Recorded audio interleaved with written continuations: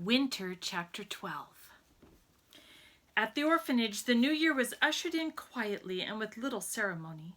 The children settled down after the festivities of Christmas and prepared themselves for the new school term ahead. Routines were established once more and things reverted to normal. For Mandy, nothing was the same and it never would be again. She could not stop thinking, painful as it was, about Bill and Anne and Jonathan. She found herself reliving every moment of the time she had spent with them. She wondered how they were and what they were all doing. Did Samson miss her? Had Jonathan found the other secret passageway? Had his snowman melted? She pictured the family getting up in the morning and sitting down to dinner at night. Mandy couldn't know it, but for the first time in her life, she was feeling homesick. The knowledge that she could not go back to the Fitzgeralds was so painful that it was almost unbearable. Mandy knew that she would certainly be allowed to visit them once in a while. At one time she would have welcomed the possibility, but now she was not prepared to settle for anything less than she had already experienced. If Bill and Anne could not take care of her and be her family, then she would go and find someone who could. Mandy was so miserable that she made a characteristic move. It wasn't in her nature to tolerate sadness, and so she became determined to do something to rid herself of her unhappiness. Somehow, somewhere, she would find a way to show someone that she was worthy of love. But she would not find it by staying at the orphanage. Matron and Ellie and Jake and Sue were all good to her and very considerate, but they could not give her the kind of love that she craved. And besides, Mandy felt that she had had enough of people telling her how to conduct her life. Mandy, do this. Mandy, do that. Mandy, get to bed early. Mandy, don't go outside. Mandy, do as you're told. Well, Mandy would show them all that she didn't need anyone anymore. She made a decision born of great desperation. She spoke to Sue about it. Sue, if you promise not to tell anyone, I'll let you in on a secret. I'm going to run away. Ooh, Mandy. Sue was immediately concerned. Where will you go? I don't know yet, but I just have to leave. I can't stay here anymore. But why not? It's not such a bad place, and everybody likes you. I can't explain it, Sue. It's just something I feel inside. I can't spend the rest of my life here in the orphanage. I want to be somebody and prove I can do something. I'll probably go to a big town. I'd like to go miles and miles away, she said wistfully. But what will you do for money? Sue was concerned with the practical side of things.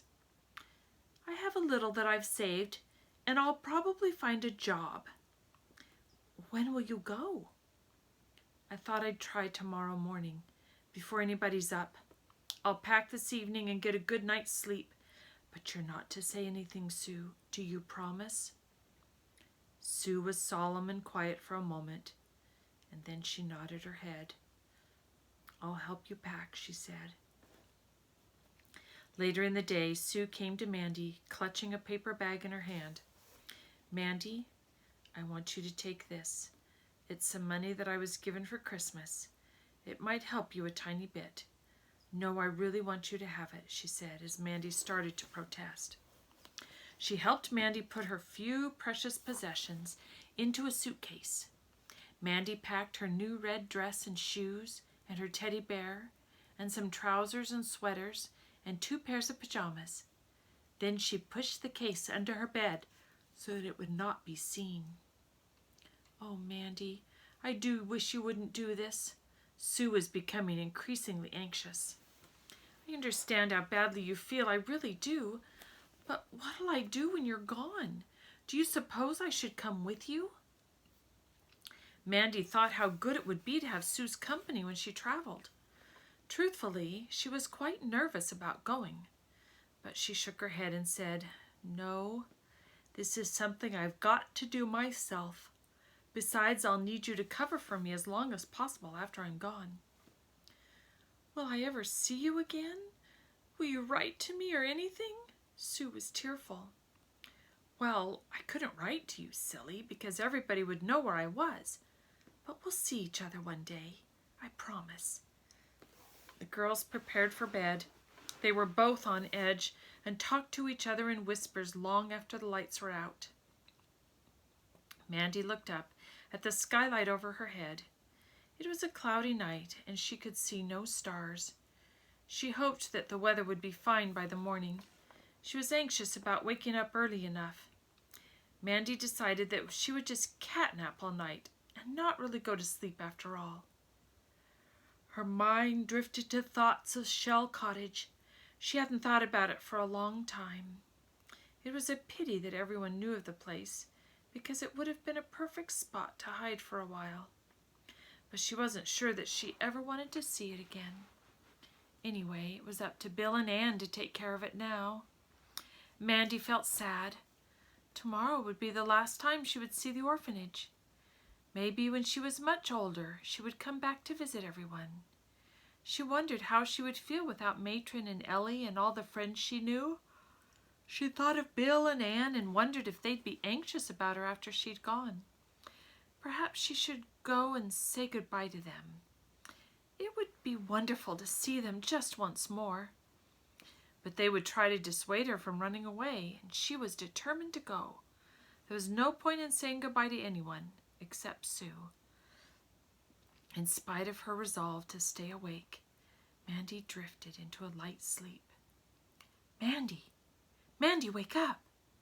A voice was calling to her as if from a great distance. And Mandy cried out in her sleep and stirred. Mandy! She awoke with a start and became aware that Sue was standing beside her bed, shaking her vigorously. Mandy! Oh, Mandy, please wake up.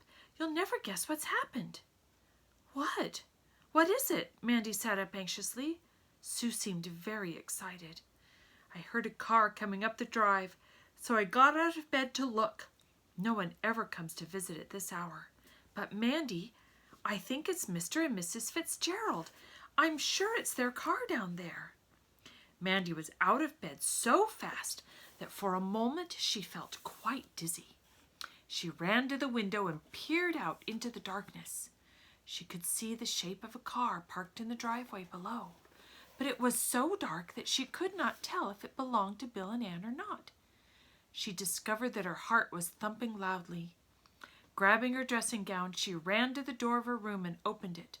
Come on, she whispered.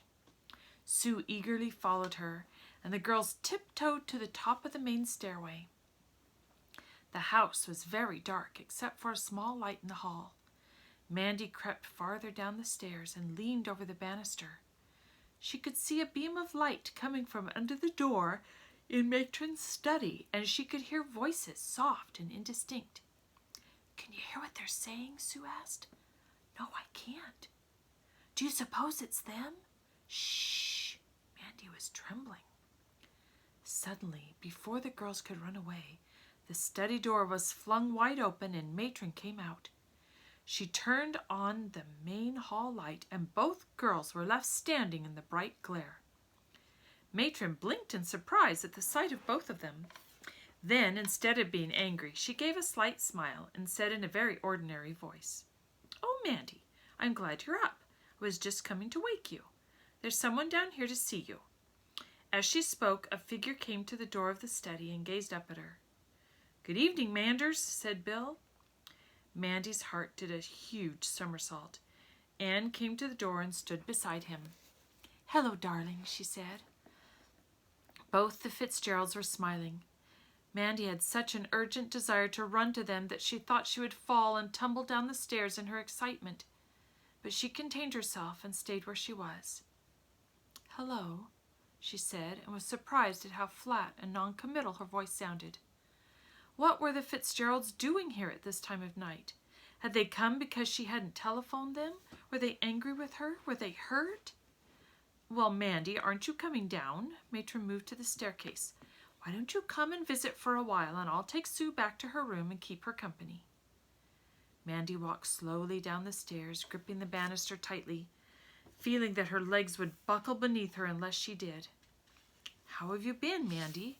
Bill asked warmly as she reached the bottom step. "Oh, fine." Again her voice sounded remote and disinterested. The three of them moved into the study. "Mandy, you can't imagine how badly we've missed you," Anne was saying. Mandy looked at Bill and Anne, and a pain began in her tummy. She was so desperately glad to see them both. She sat down in a chair by the fire and folded her hands together tightly in an effort to stop them from trembling. "Has everything been all right since you've been back?" Anne asked.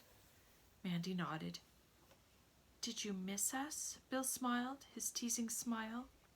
Mandy wondered how she could ever explain just how much she had ached to see them both.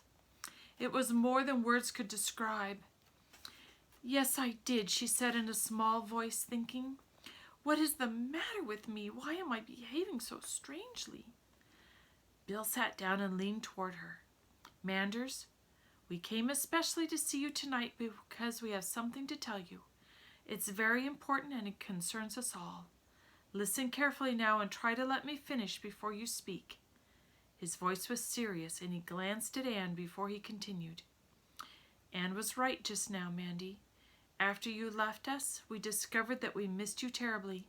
It just wasn't the same in the house without you. Even poor old Jonathan seems lost and out of sorts. We discussed our feelings, and since we all felt the same way, we decided that we would ask Matron if it would be possible for you to come and live with us." Mandy's eyes widened, and she drew in a deep breath. "We wanted to come and speak to you about it right away," Bill went on. "But first of all, it was necessary to find out from the authorities whether they would let us adopt you. It didn't seem right to talk to you about it until we were sure. And of course the authorities took forever to find your records and check your history and so on. But darling, just tonight we finally got permission to come and speak to you, and that's why we're here. We were so excited we couldn't wait until the morning, so we came over right away."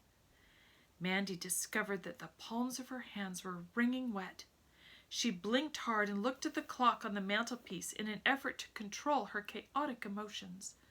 One remote part of her noticed that the hands of the clock were made of golden filigree and that the time was 10 minutes to 11. Anne moved forward and spoke in a warm and loving voice. "Darling, we do love you very much. We've always wanted to have a little girl, and somehow you seemed so special to us from the very first night you came to the house. You don't have to make up your mind about this just yet. There's no hurry for an answer. But do you think you could consider coming to live with us for always? I think we could make you very happy. How do you feel about taking us on as a family?" There was a moment of silence. The only sound in the little study was the loud ticking of the clock. Mandy found that she was completely and utterly speechless. For a moment she wondered if she were in the middle of some terrible yet wonderful dream. It was hard to believe what she had just heard. But one look at Bill and Anne and the concerned expectation on their faces told her that this was a very real moment indeed. Then why was she feeling so bewildered? Why couldn't she answer as her heart dictated? Why couldn't she say that this was the most fabulous, wonderful, marvelous thing that had ever happened to her in her whole life? To be adopted, to live in Cranton Hall forever, to be with this family that she had come to adore so much, not to have to live at the orphanage for the rest of her life or run away as she had planned to do. To know that Bill and Anne really cared enough after all. "We love you very much, Mandy. We think we could make you very happy. We've always wanted a little girl."